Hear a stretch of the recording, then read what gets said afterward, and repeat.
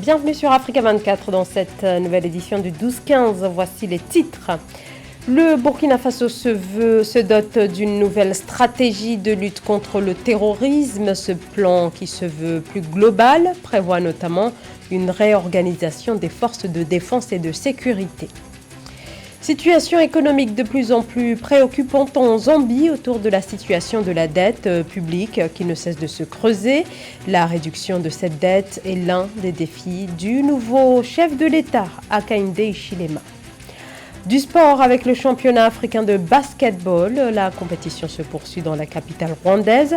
Focus à suivre dans ce journal sur la qualification en quart de finale du Cap-Vert et de la Tunisie. Mais tout d'abord, et avant de développer ces titres, cet appel à manifester lancé au Soudan du Sud, plusieurs organisations rassemblant universitaires, avocats et associations de défense des droits des femmes souhaitent une mobilisation ce lundi, une manifestation contre la situation économique et sociale du pays qui ne cesse de se dégrader. Le Soudan du Sud tente de sortir de plusieurs années de guerre civile, un contexte qui a aggravé la situation économique. 80% de la population sud-soudanaise vit aujourd'hui sous le seuil de pauvreté. Une nouvelle stratégie de lutte contre le terrorisme présentée vendredi dernier au Burkina Faso par le ministre en charge de la sécurité, Maxime Koné, et le ministre délégué à la Défense, le général Aimé Barthélémy Simporé. C'était lors d'une conférence de presse. Et cette nouvelle stratégie entend notamment intégrer la coopération militaire avec les pays de la sous-région. Philomentine.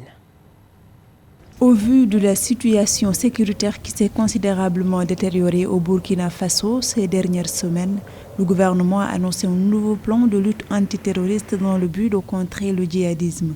Ce plan sécuritaire devrait établir un maillage territorial mieux adapté avec réorganisation des unités opérationnelles et traitement particulier pour les zones à haut risque. Le problème qu'a le Burkina Faso au niveau sécuritaire, c'est que son armée n'est pas adaptée à la menace actuelle. Elle est beaucoup plus faite pour essayer de maintenir un régime en place. On a vu que très longtemps, les militaires étaient au pouvoir et en fait, cette armée était beaucoup plus là pour leur assurer la mainmise, le contrôle sur le pays que de lutter contre des menaces telles qu'elles se présentent aujourd'hui. Et on a bien vu que la dernière intervention de l'armée a permis de rétablir le régime civil. Le nouveau plan de lutte antiterroriste du Burkina Faso prévoit également l'installation de brigades de gendarmerie à titre préventif. Ainsi, les conditions de vie des hommes sur le terrain seront renforcées. Une opportunité de construire un système de défense qui puisse répondre aux attentes de l'heure, indique le ministère burkinabé de la Défense. Là, on se retrouve dans une situation avec des insurgés qui sont dans une guerre asymétrique. On ne peut pas faire sortir du matériel lourd. Donc, c'est beaucoup plus des opérations de proximité, des opérations de terrain et surtout du renseignement. Et il faut aujourd'hui que le Burkina Faso se réorganise et mette en place un véritable système de sécurité pour assurer non seulement la sécurité intérieure et la sécurité extérieure. Le Burkina Faso fait face depuis 2015 à des attaques djihadistes régulières et meurtrières. Depuis le début de l'année 2021, plus de 17 500 personnes ont déjà fui les violences dans le pays. Peut-être le retour de l'Algérie dans les affaires régionales après des années d'effacement. Et le ministre des Affaires étrangères et de la communauté nationale à l'étranger, Ramtan Lamamra, a présidé vendredi à Bamako, au Mali, une réunion du groupe de la médiation internationale chargée de l'évaluation du processus de paix et de réconciliation au Mali. Le chef de la diplomatie algérienne se serait entretenu avec plusieurs autorités maliennes. Soumeylou Boubèye Maïga est écroué depuis le 26 août dans une affaire de fraude présumée. Soumeylou Boubèye Maïga, Premier ministre de 2017 à 2019 de l'ancien président malien Ibrahim Boubacar Keïta. Soumeylou Boubèye Maïga est placé sous mandat de dépôt dans le cadre de l'affaire dite de l'avion présidentiel. Il s'agit de l'achat en 2014, alors qu'il était ministre de la Défense, d'un avion présidentiel, une acquisition épinglée par le bureau du vérificateur général, Aïssatou Bari. Au Mali, l'ancien Premier ministre Soumeylou Boubèye Maïga a été mis sous mandat de dépôt par la Cour suprême du Mali dans le cadre de l'achat en 2014 d'un avion présidentiel et de surfacturation d'équipements militaires représentant à eux deux plus de 130 milliards de francs CFA. Il est soupçonné d'escroquerie, faux, usage de faux et favoritisme. Madame Boiré Fili Sissoko, ex-ministre des Finances, a été également inculpée pour les mêmes faits. Je pense que la transition cherche à se donner un second souffle parce qu'elle est beaucoup critiquée par rapport à son inertie. Disons, on ne sent pas d'évolution ou de prise en main des questions sécuritaires, on ne sent pas d'avancée par rapport aux élections et le dossier le plus brûlant sur lequel elle est attendue, en plus de l'organisation des élections et des questions de sécurité, c'est vraiment la lutte contre la corruption. L'affaire avait été classée sans suite en 2018, mais avait refait surface 2 ans plus tard, en mars 2020, sous l'instruction du ministre de la Justice de l'époque, Malik Coulibaly. Mais le procureur général près de la Cour suprême, Mamadou Timbo, a annoncé détenir de nouvelles preuves contre Soumeylou Boubèye Maïga. Nous voulons nous assurer que justice sera faite avant que les faits ne soient prescrits, car rien n'est plus dangereux pour la bonne santé d'une république que l'impunité. Depuis la mise en place du deuxième gouvernement de transition en juin, plusieurs personnalités de l'ancien régime ont été inquiétées. En juillet, c'est Moussa Diawara, autrefois chef de la sécurité d'État, qui a été écroué. Le 2 août, c'était au tour d'Adama Sangaré, l'influent maire de Bamako, de retourner à la case prison. Karim Keïta, le fils de l'ancien président Ibrahim Boubacar Keïta, est pour sa part visé par un mandat d'arrêt international.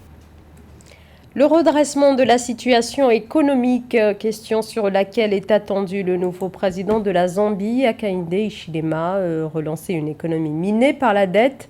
Entre 2019 et 2020, la dette du pays est passée de 94% du PIB à plus de 117%, une dette qui s'élève au total à plus de 10 milliards de dollars. Le point avec Mildred Diamou. Sa dette publique insoutenable. C'est dans le cadre des plans visant à redresser l'économie du pays, initiés par le président Hakainde Hichilema. Ce dernier déplore que le budget national ait été submergé par le coût du service de la dette. Au cours de la dernière décennie, la situation de la dette est devenue insoutenable, réduisant ainsi la capacité du pays à investir. Notre budget national a été submergé par le service de la dette et nous devons rétablir cela. Notre objectif au cours des 5 prochaines années sera de restaurer la stabilité macroéconomique et la diversité économique. Nous accorderons une attention particulière à la réduction du déficit budgétaire et de la dette publique, ainsi qu'au rétablissement de la confiance des marchés dans notre pays. Nous nous engageons à faire sortir plus de personnes de la pauvreté que jamais auparavant.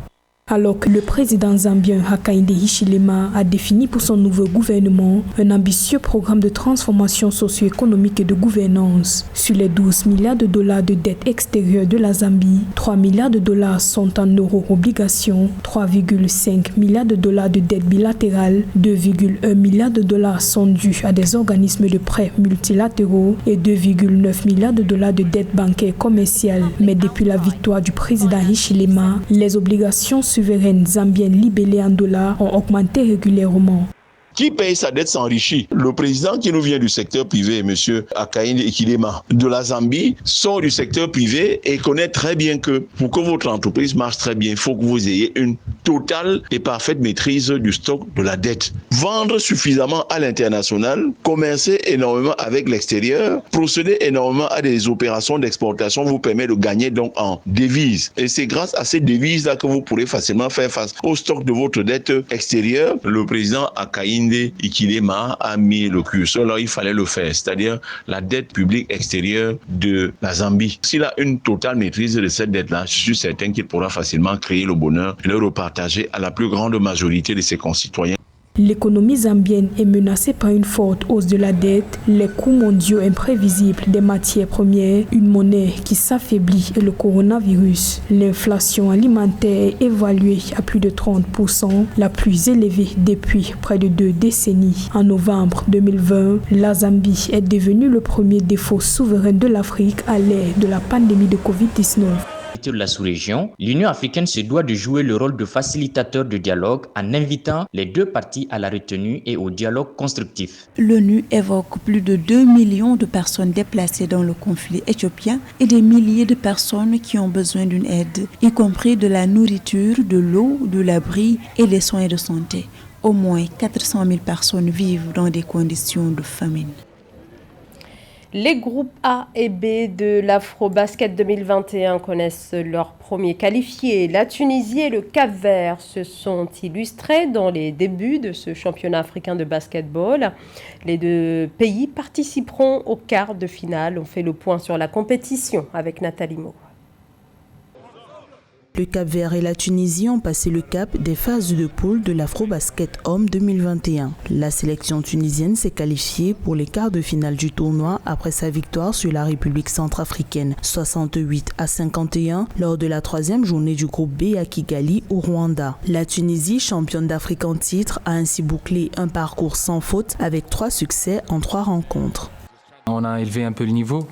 On a vu que le premier carton, on n'a pas trouvé le rythme, on n'a pas trouvé l'extra-passe. Après, on jouait mieux, on a mis le rythme et le score montait petit à petit.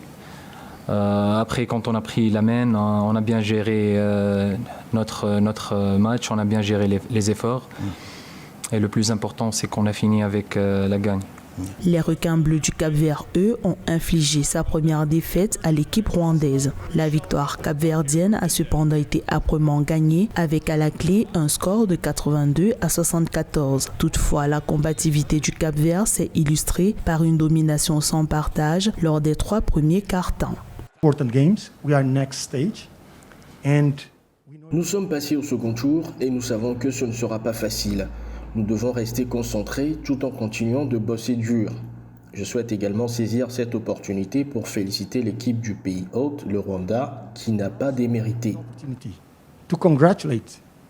Les premiers des groupes A et B, le Cap-Vert et la Tunisie, se sont directement qualifiés pour les quarts de finale au terme des derniers matchs du premier tour de l'Afrobasket 2021. Le Rwanda, l'Angola, la Guinée et l'Égypte devront passer par un match de qualification afin d'obtenir leur ticket pour le second tour.